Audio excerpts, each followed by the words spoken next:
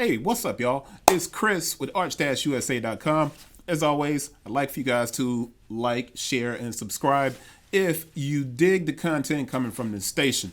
This is a little bit different format. What I'm trying to get into now is to carry the articles that I write on the website over to YouTube, because I think what happens is a lot of the times the things that I write on the site are really informative and good discussion pieces for you, and it'll give you an alternative to the content that's being created in sneakers. So I'm trying to bring my writing format into YouTube. Hopefully you'll like the video. So let's get to it.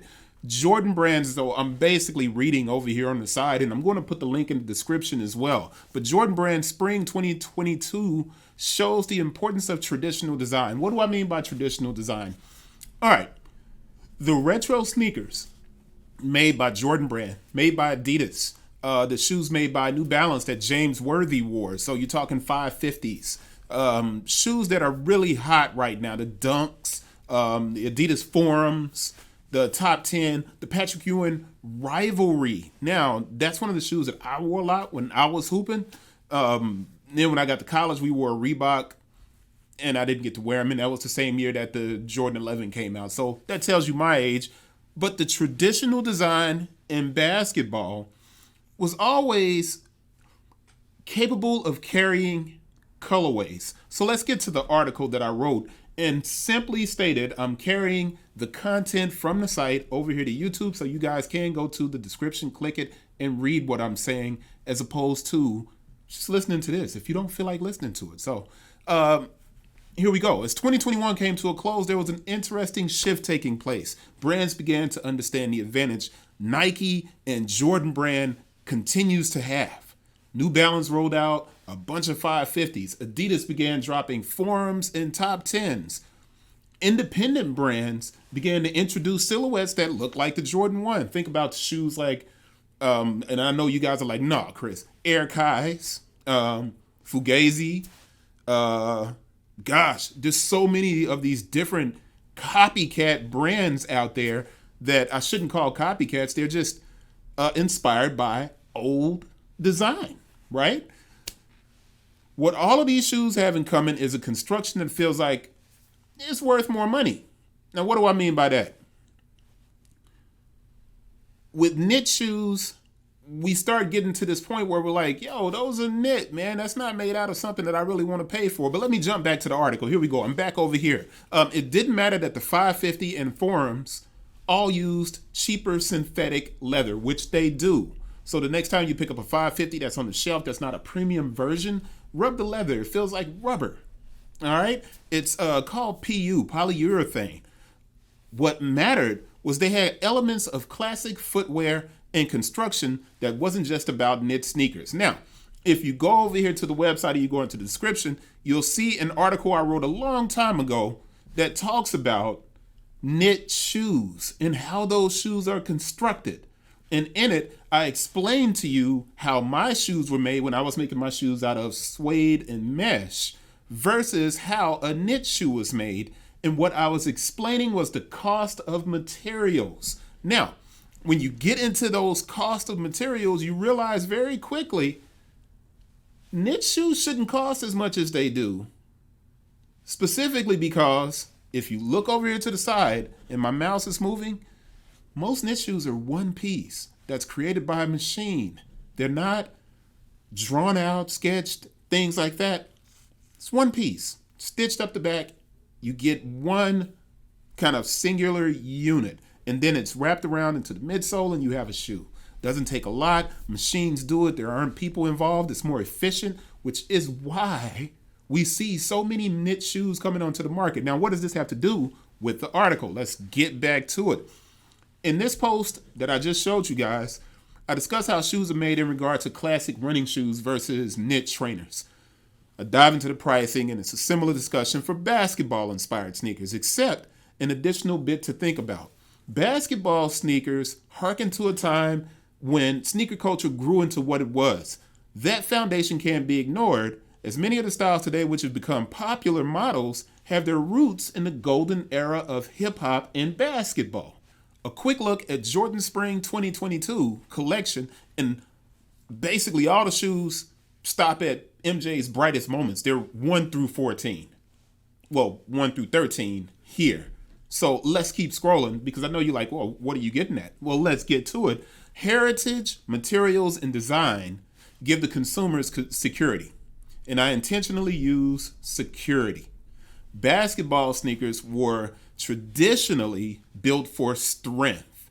Leather and suede overlays, reinforced toe boxes, extended collars to present the appearance of ankle support, although most injuries to the ankle happen for reasons nothing can prevent. So when people are like, yo, I'm wearing an ankle and all this stuff, most ankle injuries happen because of the foot rolling. Tying your shoe up extra tight will not prevent that as much as you may think it will, which is why Kobe switched over to a wider base shoe. You remember all the Kobe's were designed with like this kind of gill on the side for foot placement, and that's wider at the forefoot, which would prevent the shoe from twisting, right? So that's just some sneaker design, just throwing it in there. But most of the injuries that happen can't be prevented, but basketball sneakers always presented strength, right? So in the design of traditional basketball shoes, there was also an opportunity for color blocking. And that color blocking fit like puzzles. It was complex, but the lines came together to make sense.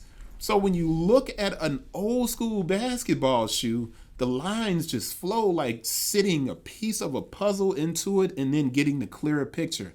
Think about the 550. And how successful it's been lately, right? And the Adidas Forum.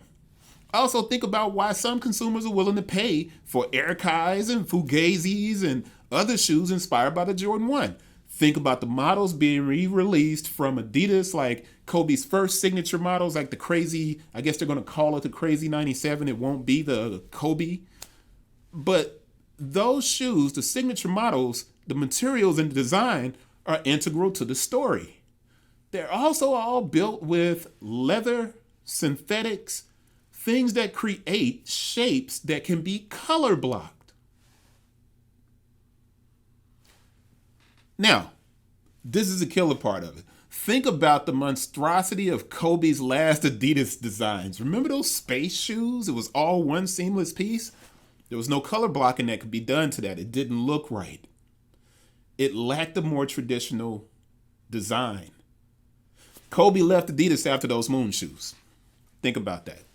Now, take a look at the Adidas and Nike shoes that are being built for basketball right now. Now, I did have a GT, the Air Zoom GT cut in my top 20 shoes for this year, which I need to do a video for.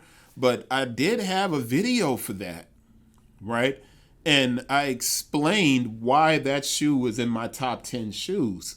And it clearly, the lines on that shoe, the design of it, it was beautiful. It was not like the shoes that you're getting ready to take a look at below. So let's keep going back to the article. The color blocking on these shoes below is more of a Pollock versus Cubism. All right. Hopefully you get the art reference there. Both of those art formats work, but one can be deciphered and it's easier to accept. Although it may be, a little confusing. Cubism has lines and angles that we can see. You can see African mask in Cubism. A Pollock tends to look like something that a fifth grader could create. But we know the honest truth is a fifth grader couldn't create that kind of stuff. But they're both equally as artfully tasteful. The materials on both the Adidas and Nike models below, and I'm getting ready to get to that, lack any clean lines where more premium materials would make sense. So let's scroll down and look at what I'm talking about here. So if you look over here to the side, you got Trae Young shoe, Donovan Mitchell, Candace Parker, Damian Lillard, James Harden. You got all of your Adidas athletes that are signature athletes, right? Every shoe looks the same. But this is what I mean about traditional construction. You can't really piece together color blocking when you're printing on knit. So the lines simply aren't there. You get a shoe with spots on it.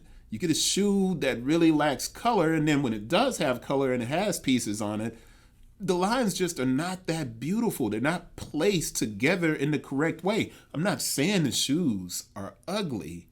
I'm saying that the design and the traditional structure of footwear are not, you can't really do it on a knit shoe. So when we look at these Nike shoes, you see the same problem. The colors are just kind of blended and flowing into each other because it's a knit shoe. You would have to either spray paint or dye the materials for the color blocking to happen, or you'd have to create fake lines inside of the knit to color the knit to look like a traditional kind of construction. Same with the KD. Even though I like the KD, the PG actually has materials, but let's get back to the article. Here we go.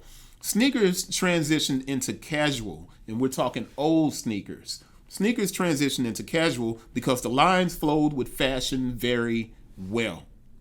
In other words, you can look at an old retro shoe, you can see the lines, and when you put clothes on, you can link that stuff together and make it look good. As futuristic as the Jordan brand lineup was when they created it, if you were wearing pants, shorts, warm-ups, the lines and blocking was easy to style. When you look above at these Adidas and Nike new sneakers, all of them are interchangeable. All of them are built with the same knit all over look. The PG, like I said, is the exception. But I've always said PG didn't deserve a shoe. He doesn't even have any memorable moments. So you have design and you have memorable moments. These are the things that make us want to buy shoes. And when we go up here, the only person with a memorable moment right now is Candace.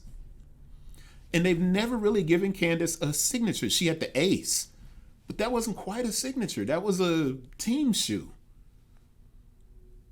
So we don't have any memorable moments. There isn't any nostalgia or moments tied into any of the athletes above. KD has rings, but he doesn't have any defining moments.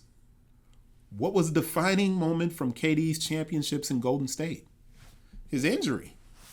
Nobody's going to make a shoe for that, right? If a basketball sneaker is going to be created with hopes that it resonates, either the design will have to connect or the memory has to be there. If you look at the shoes above and then you look below, you have Pollock versus Picasso. One isn't exactly better than the other, but without explanation, one feels more like art. Am I saying modern design should be simplified? Yes. If the 550, the Forum, the Top 10, the Jordan 1 are any indication, you have to give the people what they want, because there isn't one bad shoe in the 15 drops in Jordan's spring line here. It's not one bad shoe. Not a single one.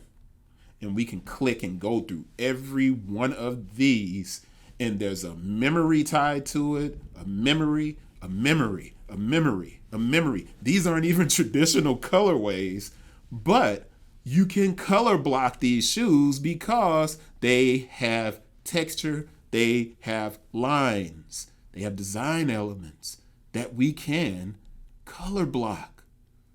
So when you look at a Jordan shoe, as futuristic as it was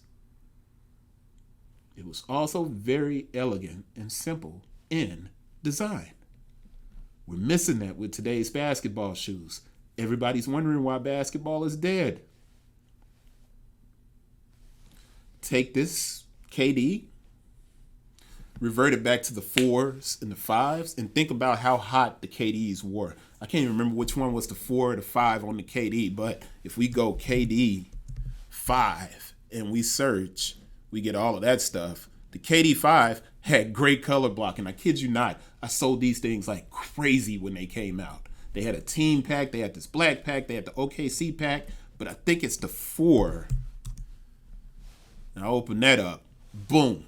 And you see traditional construction And this is on the Farfetch site. But you can see the blocking. This isn't even leather, but you can see the lines in the shoe that allowed it to become so successful. Now, KD's shoes have turned into big knit blobs. Very functional, very lightweight, but because we don't have the lines there, storytelling isn't as good. We go down here and we have shoes that, I mean, why would we have a Lakers type colorway for Jordan 1? Maybe for Kobe. But you still got this great color blocking, and that shoe looks incredible. It's for the women. It's incredible stuff right here. And you can't argue it. Traditional design has its place, particularly in footwear. And continuously pushing out these knit shoes with these kind of blobby colors. I mean, I need to pull up the LeBron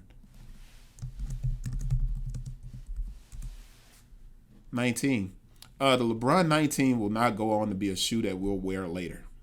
As much as people think that it's possibly going to have like a big bang kind of element like they tried to do here, it just doesn't, the lines don't work.